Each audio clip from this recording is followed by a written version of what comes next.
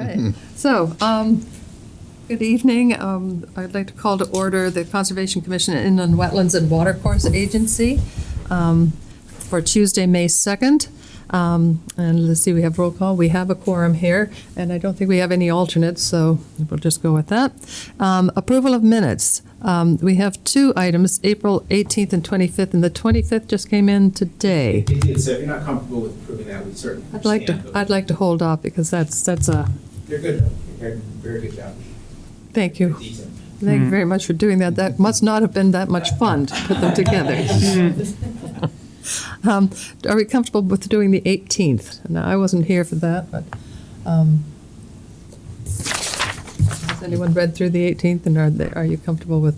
I had one correction, I think, Okay. so I'll try to. I lost it. I'll find it here.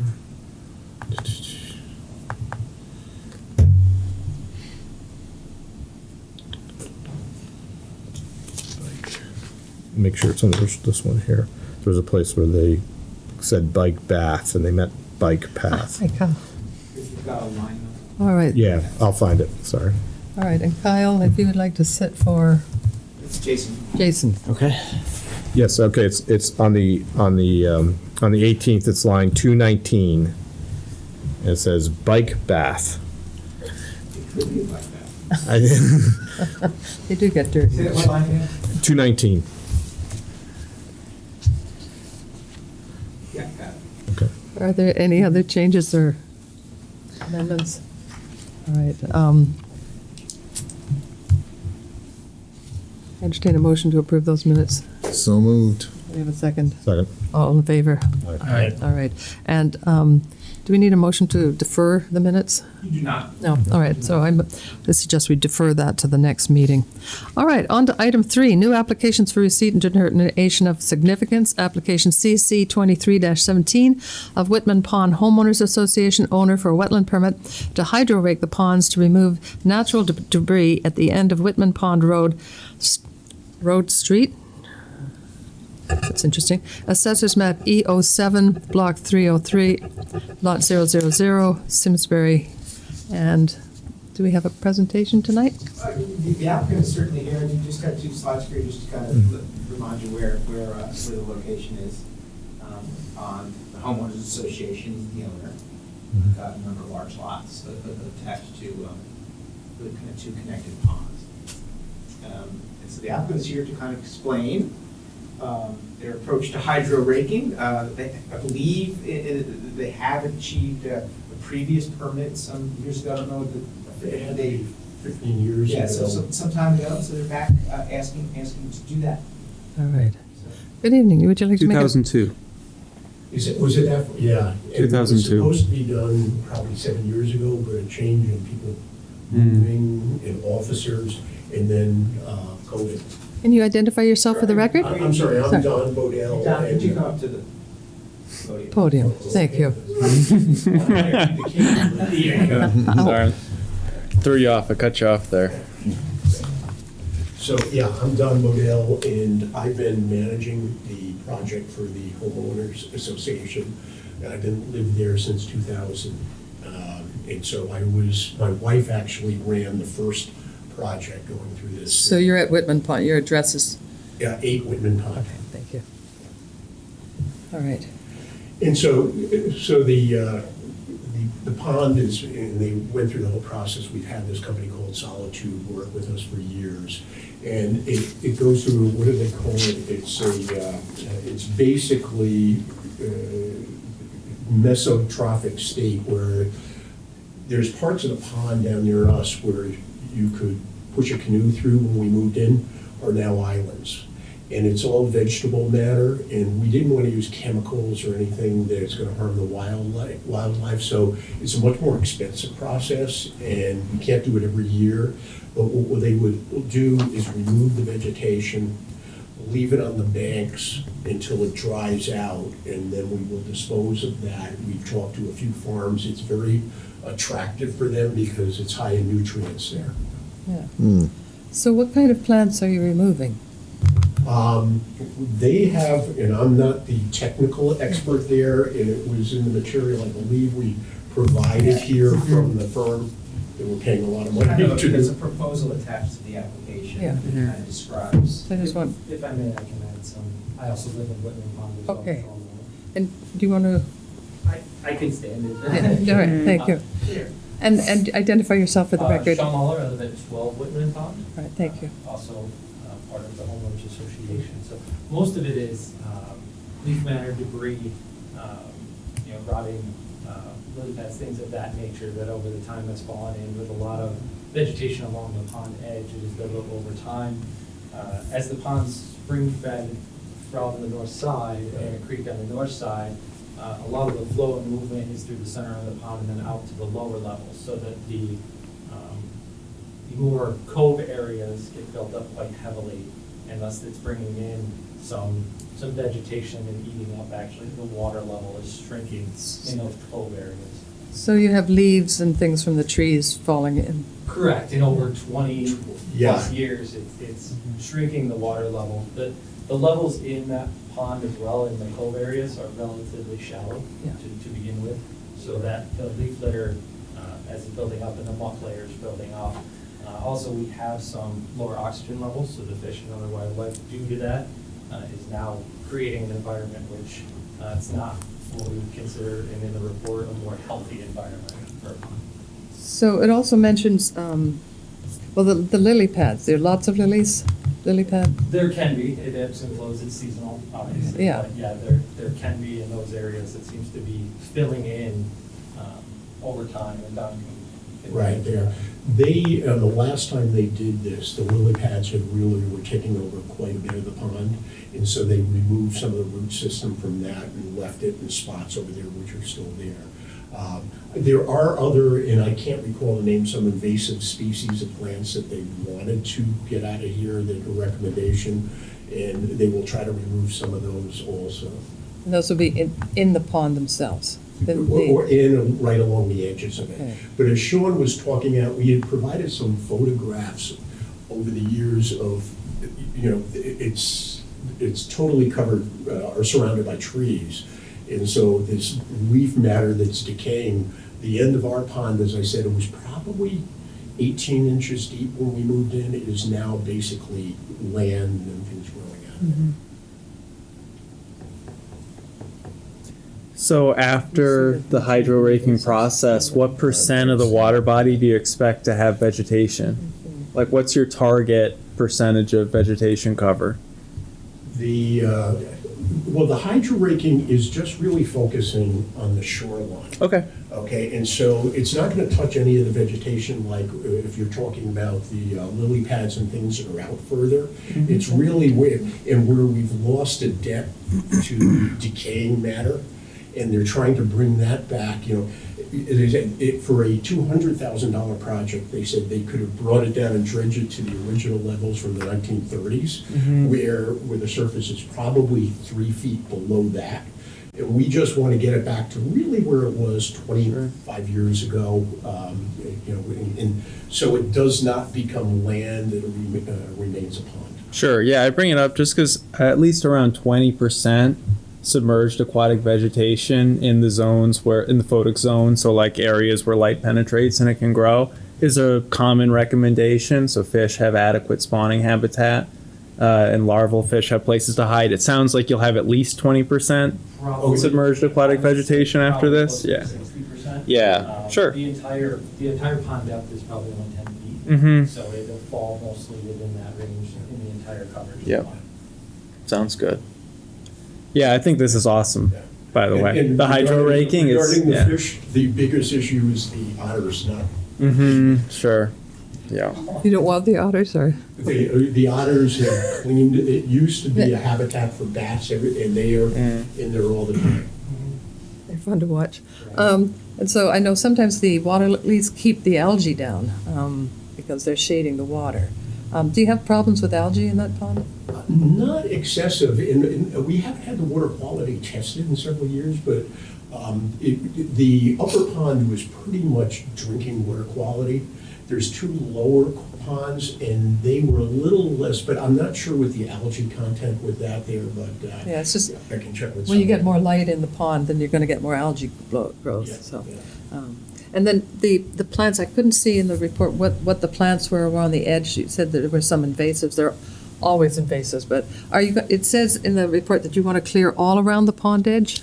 They're going to go, there's going to be a focus on what Sean talked about with the coves, where it's lost, a great deal of depth, of taking vegetable matter, and they are going to go, and I have to go back, what we negotiated, what we could afford for the association. I'm thinking about how far out. I think it was 15 feet out from the Yeah. edge around the radius of the pond. Yeah.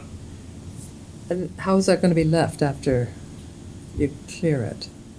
So I guess I don't understand. Will it be soil? Will it be? So it's a sandy bottom, Okay. so it's just. So you're taking it back to where you think the pond was before? Right, the pond edge is fairly defined. Yeah. So it's from that defined edge through the bottom, leaving the substrate that exists, Okay. and just the leaf monkey matter. And the rest of it will be there 15 feet out, leaving probably 60%, if not more, of the pond district. But there will be a vegetated edge to after you're Correct, done? that will Okay. remain. Yes, it's from the edge water line, water Okay. level, towards the middle of the pond. Okay, It's not okay. the actual All right. physical land edge. And then I saw something in one of the reports, it said something about fish toxicity and chemical use, but it sounds like you're not using that. But that was in sort of a disclaimer part of the document, saying we're not responsible if there's any. I'm sorry, could you?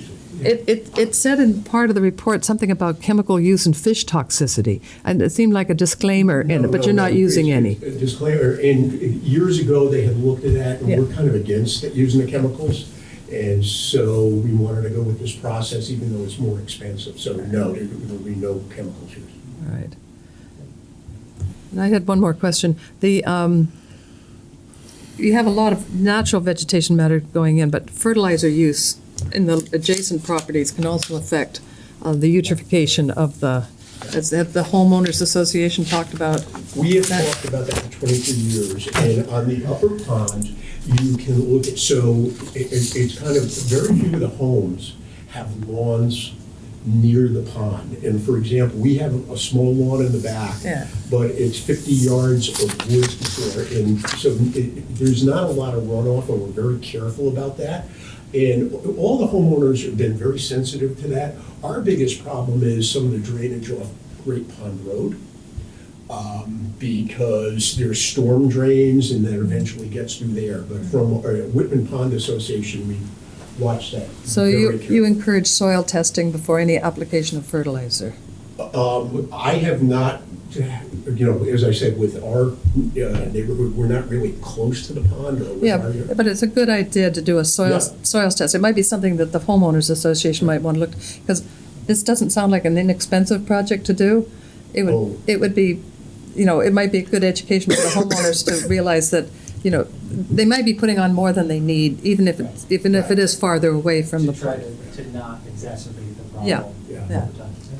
And especially since, this is a good time when everyone's aware of how much money this costs if fertilizers go into all right. Yeah, and you can have it tested for free at the Yukon Agricultural Outreach or Branch Extension in Windsor. Yeah, it's exit, I believe it's exit 37 You can even mail. off use- of I-91, and it's right near McDonald's and the police station. Yep, okay. And there's a commuter lot, and behind the commuter lot Yep. is this building, and that's the outreach, or the extension. And I went in there and I said, something's killing my pachysandra, and like, oh, you have mites, so you have to spray, it was like basically mineral oil, Sure. natural thing, and they all went away, and okay. But they do soil testing for free. That's great. So we can take that action and bring it up at the next. Yeah, and then the thing to watch out for is phosphorus. That's the limiting nutrient in the freshwater systems. So a lot of our soils don't even need that. So it comes, if they have a lawn service, they want to make them aware that they don't need that additional. But the soil test will tell you that. That's great, thank you. You know what time of year you're planning on doing this? So this has gone on for a long time. We were originally trying to do it this month, and it's really based on approval from the town now. If not, my feeling is, we'd love to get it done early. We don't want to do it in the middle of the summer when it's really for dollars you're paying to take out all the growth. So Sure. if we can get it approved early, we would do it as soon as possible. Otherwise, we would probably see if they can schedule it in the fall. Uh-huh. And the demand for these guys it's crazy. I mean, we've been talking to them for 2 years on this. Sure. Yeah, I would recommend immediately or in the fall. Like you're saying, from fish health considerations Yeah. too, like all the sunfish and bass are going to be on their spawning habitats, Yeah. like towards the end of this month and through early summer. And so you might want to avoid impacting that. I mean, they're resilient, it'll be fine. But like if you're interested in the fishery, it's probably not going to have positive impacts to do it. No, during the I'm very spawning personally period. very interested Sure. in that. I mean. So that's another thing, I just just- have 3 boys at home, Nice. and they would actually fish and go in a canoe and never kept one in 23 years. So.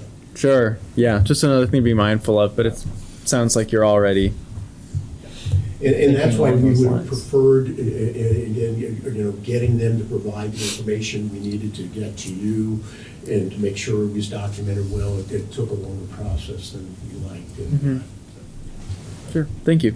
Members of the commission, just as a reminder, this is for receipt this evening. Yeah. Right. And we certainly, it appears to be a non-significant activity and wouldn't necessarily rise to a public hearing, and I would recommend scheduling it for May 15th for action. So tonight we do a significance, a motion for significance, and would someone like to make that motion? I'll make the motion, this is not a significant activity, and we schedule for a resolution in our next scheduled meeting. Do we have a I second? will second that. All in favor? Aye. Any opposed? All right. See you guys on the 15th. All right. Yes, sir. Yep, all right. Thank you. Thanks. Thank you. John. thank you.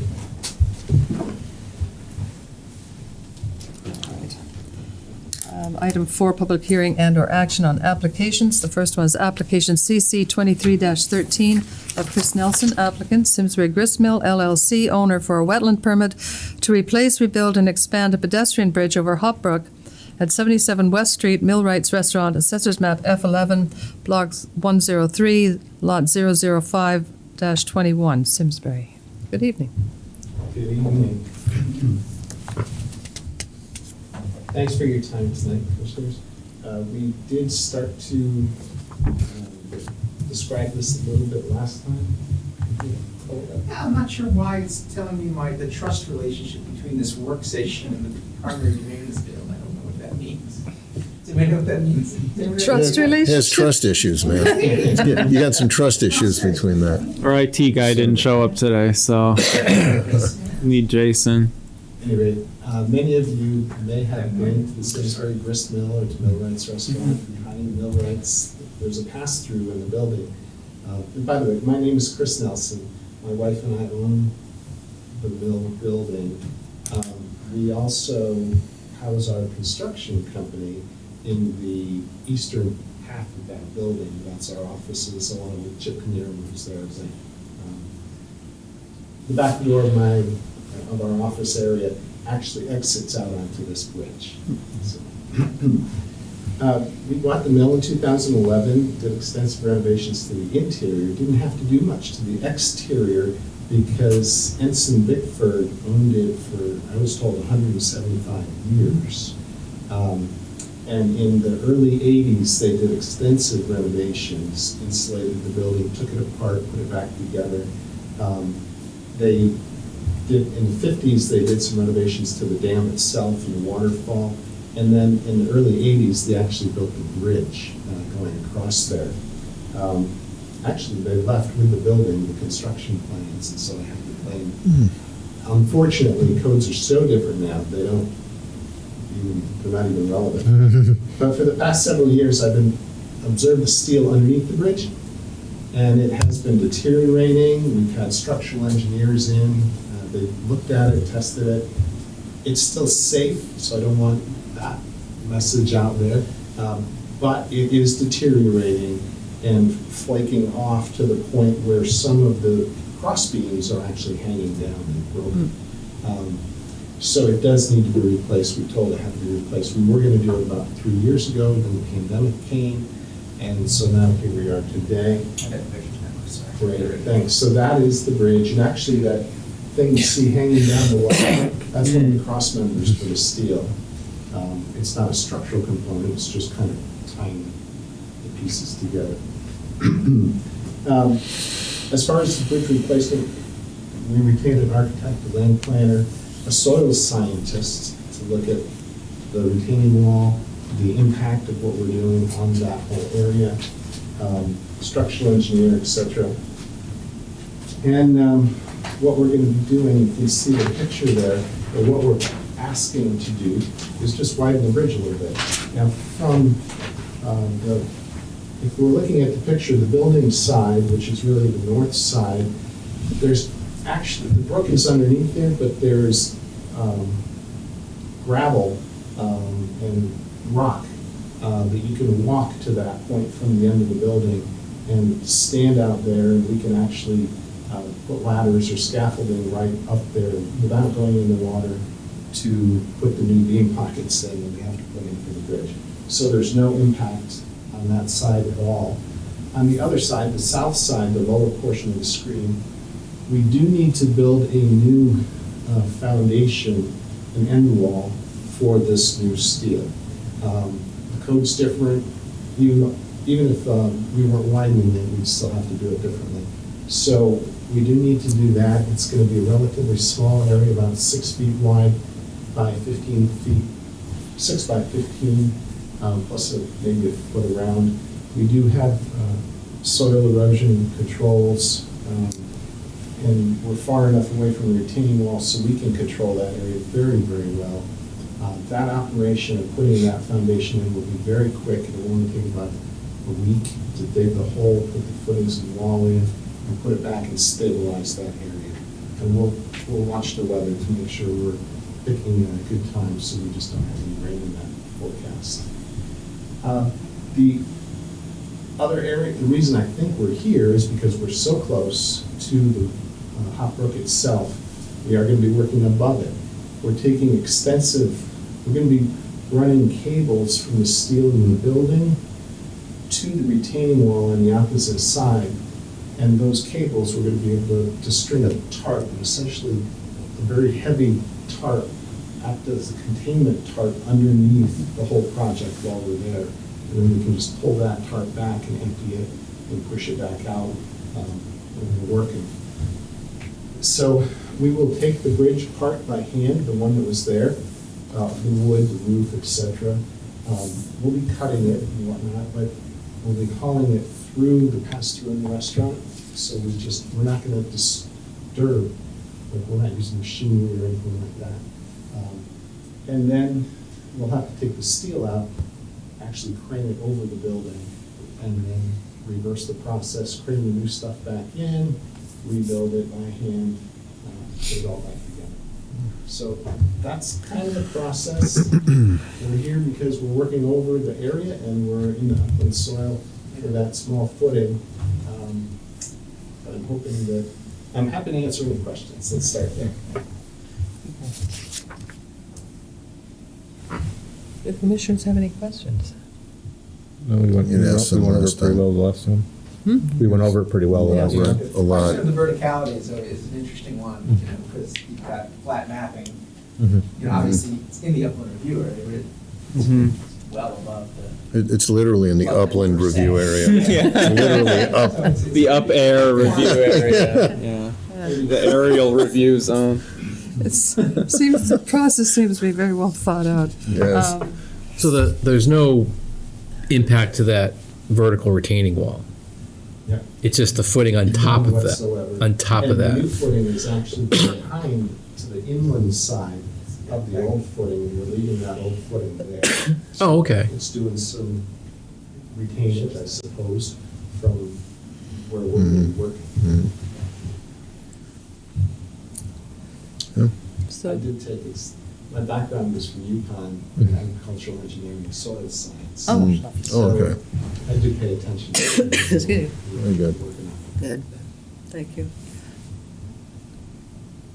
We always need someone like that on the commission. If Of you're course. Yeah, we don't get this a lot, but I mean, if we did get a chance to look at the plat is actually very helpful, the site plan. I mean, it kind of walks through the sequence of construction events, which is not something we always get. Mhm. It really is just kind of a nice an explanation of how the process will work and what protections are in place. No, it's a unique site, but it's, you're working above the river, you're catching everything. Yep. Yeah. Ensign Bickford took us to dinner in Millwrights when we opened it. And we had all their corporate people, you're like a building development corporation, and it's like Ron and I, and lawyers and like this. And they said, look, we were custodians of this piece of history for 175 years. Mhm. And we expect the same from you as the new owners. Thanks. Yep.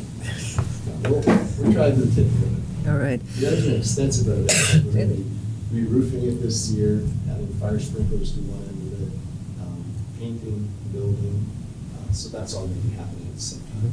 But this is the part that really affects this. Mhm. Right. The bridge wasn't there before? What, before the 80s? There may have been something, I have old pictures, but I don't have any pictures of an old bridge there.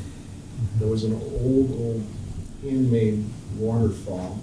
This building is 100 years older than the country, and it was built to water power a sawmill to build the wood, or to cut the wood to build the town. Mhm. So that's the history that's here. And if you go upstairs, at one point, it was a grist mill for quite a while. At one point, they were making fuses here for Ensign Bickford, like dynamite fuses, I guess. So it's done a whole lot of different things over the years. We're lucky it's still there. It's an interesting place. I remember when it was renovated, I grew up in town, and it was Okay. vacant for years. And then when they did it, we're very excited. It was kind of it was a little eyesore, to be honest. But when they fixed it, it was really very interesting. We're putting a new roof on. We're going to replace the standing seam roof that was done long, long ago with a new standing seam roof, because that's going to last the longest, and still, it's kind of an iconic building. It's It is. Mhm. Sharpen it up, but make sure it's going to stay in good shape. Excellent. All right. Would entertain a motion. Sure, I'll move, sorry. Yeah, I'll move the Conservation Commission approves application CC 23-13 of Chris Nelson applicant, Simsbury Grist Mill LLC owner, for a wetland permit to replace, build, and expand the pedestrian bridge over Hop Brook at 77 West Street, Millwrights Restaurant, Assessor Map F11, Block 103, Lot 005-21, Simsbury, Connecticut 06070, Zone Pad, based on the following findings. The project will not adversely impact the wetlands, and the short-term impacts from the proposed development will be controlled by installation and maintenance of erosion and sediment controls, construction of runoff controls, and, of course, subject to the following conditions as listed here. The standard in the staff report. All right, do we have a second? Second. Any further discussion? All in favor? Aye. All right. Thank you very much. Thank you very much. Thank you.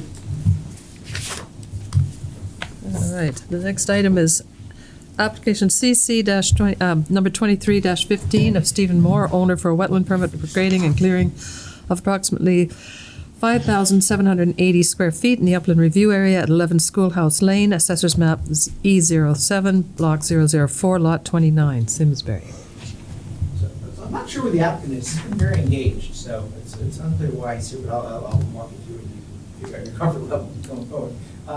So yes, we did a pretty good presentation, I think, at our last meeting. Oh, right, he was in the last meeting, too. About the That's right. schoolhouse. We got some pretty good pictures to kind of show a little bit about the desired change to the backyard. So the plan is that he'd like to flatten or smooth out that area to make it a little bit more clear. He's got young children, I understand, and kind of ease that slope a little bit as you head to the wetland. I think that the limits of the activity, and this is just kind of a shot from the other side,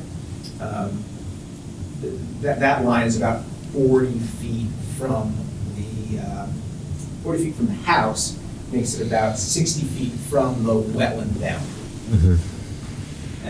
He has worked kind of back and forth with our town engineering office. This is kind of did a roll up the sleeves with a property owner, and so we worked with him a little bit on his grading plan. We made some recommendations to him on the rear slope where it was originally, he had a 2-to-1 slope, but we had recommended 3-to-1 or 4-to-1, and he said he can manage to do 3-to-1, and so we were pleased with that. He was also open, although he's not here, to come planting whatever we wanted to plant on kind of the backside of the slope as it begins to go back down. He was concerned about the shade and grass growing, so that he would be open to do whatever you thought was necessary on that backside slope. But my understanding back then was essentially when he came to us with the project, he was basically trying to replicate that slope and push it back. And so he had more flat, and then based on that, we've asked him to smooth that slope out a little bit more. And he said, yeah, he would do it, and he would take care of. There was a removal of several trees. Then, Yes. To be clear, I think Yes. you see certainly along this line a little bit. 5 was the total in his application materials. But it was I think it was his original idea to try to mimic what he had, which led to that large slope in the beginning. So, I mean, we certainly don't see any reason not to recommend approval. We included some pretty good conditions, and we got him to work with the town engineering staff to actually show a little bit of a grading and slope plan that, individual property owners don't always present to us. So I think that was helpful. I think we have an understanding, and, once he gets into the project, we certainly can get out there and make sure he's doing what he needs to be doing. And I missed that meeting, so how far, that line is where the grading stops? Is that it? Yes, Yes. yes, that's Yes. correct. All right. Yes. All right. Yes. So he won't be extending further back into the, Yeah, into the essentially woods? the grading kind of goes here, I'm using my cursor, you can't see what I'm doing. Oh, another trust issue. Oh, there. That's it. And I think the grading kind of goes here to here, and then that slope, right? So I think that red line. Yeah, the red line was the extent of the flattening out, that's where the work would be stopped, I guess would be the easiest way to So say there'll be it. lawn back beyond that? Yes. Right. Okay. Or woods or whatever that is. I believe there's an oak tree there that will not be cut down, because I asked about that specifically, so I thought that was, Yeah, there you go, that helps a little bit. That That's the helped. line of grading. Yeah, that's the line of grading, so that's where the grading will stop. okay. When you say grading, that's where the flat is, where that red line, then it slopes from that line to the right? That was my understanding. Yes. Mhm. Yes. Yes. So it's gonna be flat to that line, Yes. and then it will Yes. slope off. Okay. So there will be work past the right, and that's that 3-to-1 ratio. That's where the 3-1 ratio goes, yes. Right. That's what it goes, right. And that part is what, he said he would be happy to plant anything on that Right. to, Past the red line? yes. As that slope comes down, Yeah. Right. he's happy to do what, is needed to make that, not, non-invasive, the standard stuff to protect that area. Yeah. All right, well.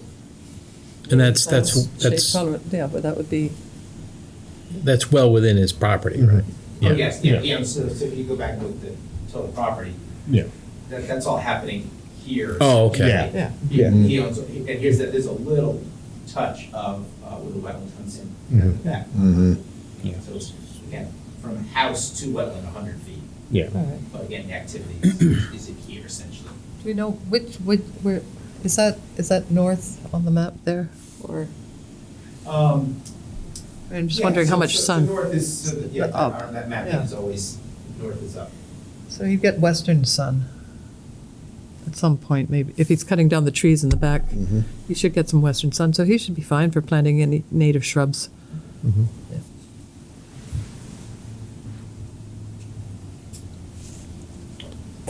He'll get enough sun. Do we have any other questions? Could we ask him to see if there's any burning bush kind of in that back area as well that he could Removal of invasives, Yeah. not limited to. Not limited. Including, but not limited to. Not to the in whole particular. problem, to the grading area. Yeah, and beyond, and because I wouldn't want, if there's something just beyond where he's working, and then he clears that, and that takes over into where we hope he would plant Yeah, other so- shrubs. So, yeah, you could add that condition, for Yeah. sure. Thank you, Kyle. All right, anything else? All right, entertain a motion.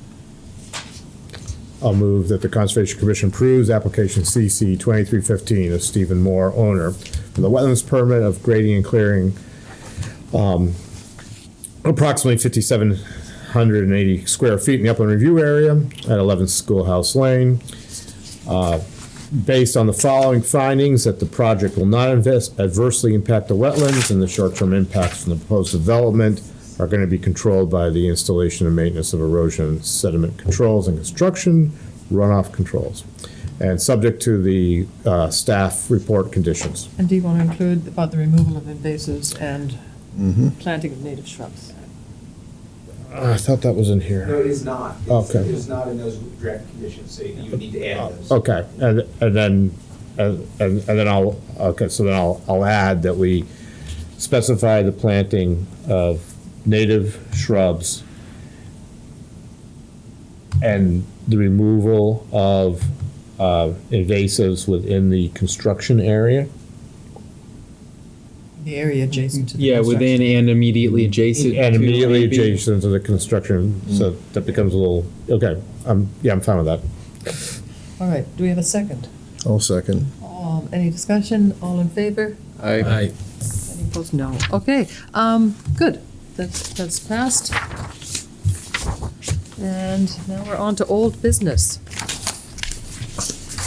Having no business. So, our interesting meeting last week, we discussed that it would be nice to have, not nice to have, but it's essential for us to be able to call upon expert witnesses to come and give testimony, and we're limited by how big a project it is, whether we can, it has to be a big project before we can ask for an expert witness, and Under the town ordinance, Yeah. town code, Yeah.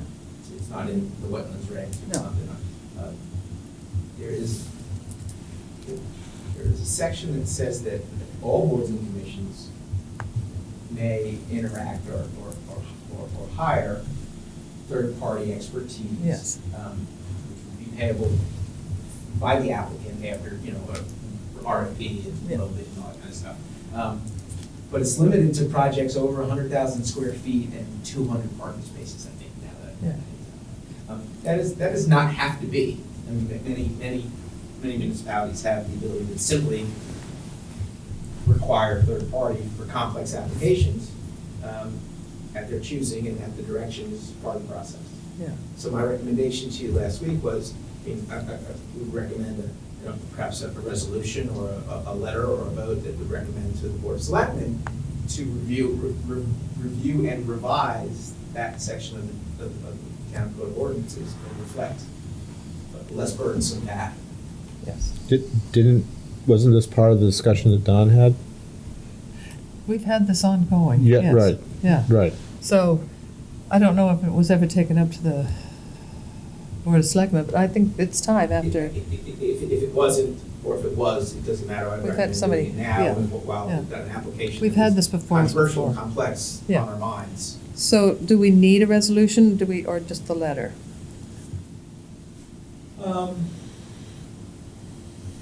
You can draft a letter and then endorse it as a group. Mhm. You can make a motion right now to direct the chairman to draft a letter. Yeah, I just think some vote and action is a good idea. Okay. So I would move that the chairman draft a letter for our consideration to, change the ordinance? To recommend. To recommend. To ask the Board of Selectmen to change the ordinance. To ask- Conditions under which Which we- third yeah. party. Okay, right. Yes. Ask the Board of Selectmen to change the conditions under which we can hire a third-party expert. Do we have a second? Second. All in favor? Aye. And George, you'll help me write that letter? Oh, Thank you. I think it could get pretty simple. I think that you just go back to the minutes Don had about 4 of them. Yeah, I And think- 'cause he's gone through the system a few times. Yeah, You can, I think, because he was worried about this kind of I situation. know. So you Yeah, could I'm not- dust him I off. don't know what you're referencing, so. We had a Commissioner, Don Rieger, who was trying to get that, through. It's not particularly controversial, it benefits the No, town for. it does. Absolutely. Yes. And I So- don't think, we haven't seen the end of some of these In my applications. experience, this has happened a couple times that I've dealt with this situation, and 100% of those times, the developer was more than happy to, I mean, it's just part of the process, and they know it. Yep. They Yeah. write the check for $1,200. And- Yeah. But again, remember what that third party is doing. The third party reviewer is reviewing the documents, so Yeah. they're not redoing a soil Sure. survey, they're not redoing it. They're reviewing the submitted documentation to provide Their truth interpretations. to narrative Yep. for your Yep. decision Consider- making. And that would help us to have Yeah. more eyes. All right, so we'll work on a draft, Sure. and we'll have it for the next meeting. Mhm. General commission business? We haven't, conservation, no, I don't have any additional general commission business. We've been kind of busy the last couple of weeks, so. New things, it's not been on our plate. All right, good. Agent We actions. do have a couple of agent applications that we've held over a couple of times. All right. We've been busy, so. 2314 was 24 Deep Woods Road. That was an above-ground pool. Again, I think it was about 56 feet from the wetland area. We included standard conditions. 2316 was to replace an existing deck in the upland review area. They were just adding one additional footer using water footers. Thank you for doing those. And conservation business. Does anyone have any conservation business? And just out of curiosity, has everyone taken the inland wetland training course? I haven't finished it yet. I have. All right, good. I mean, I took it a couple of years ago. I haven't All taken, right, all right. haven't And taken. that was also, that was something I've asked DEP a couple times. How often do you have to take it? The training So program? there's no There's no- clarification no. on that. It says, one member or one member staff shall, Yes. And, for our purposes, either that, we have to take, the staff person will either have to have both the Yeah. aquifer protection as well as Yeah.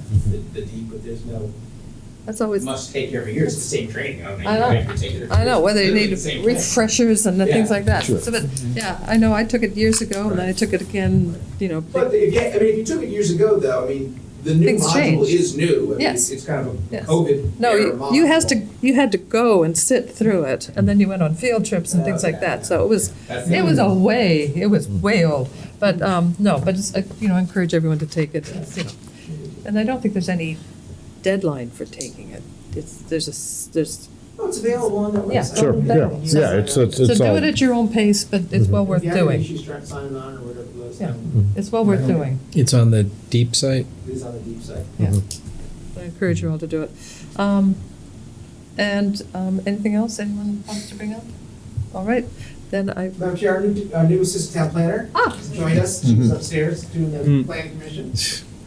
Brittany McGilpin is here. She comes to us from West Hartford, where she was the zoning enforcement officer. Oh. There for 6 or 7 years in West Hartford. And we think it's a great addition. Thank you for Great, joining us. great. Welcome. Thanks. Nice to meet you. All right, entertain a motion to adjourn? Motion to adjourn. Second. All in favor? Aye. All right, excellent.